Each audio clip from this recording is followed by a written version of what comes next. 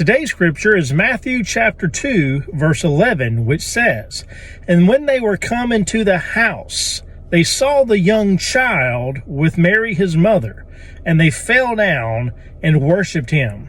And when they had opened their treasures, they presented unto him gifts, gold, and frankincense, and myrrh." Of course, who we're talking about are the wise men we've been discussing in previous videos. The wise men rejoiced when they saw the star and followed it to a certain place. Now, this is where things get really interesting and is actually a different story than what most people have in their mind. When we read verse 11, it says that they were come into the house.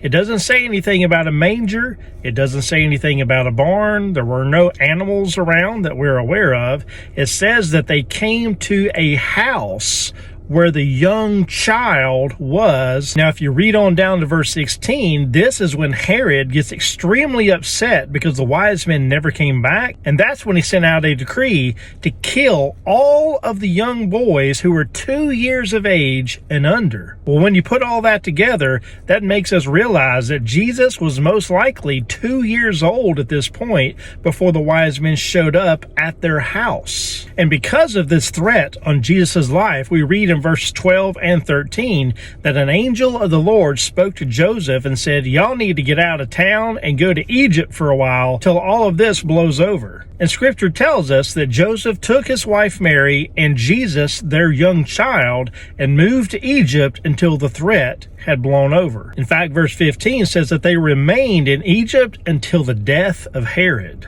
I know that doesn't line up with our nativity scenes of having the wise men show up at the manger, but when we read scripture for how scripture reads, that's what's really going on with the wise men.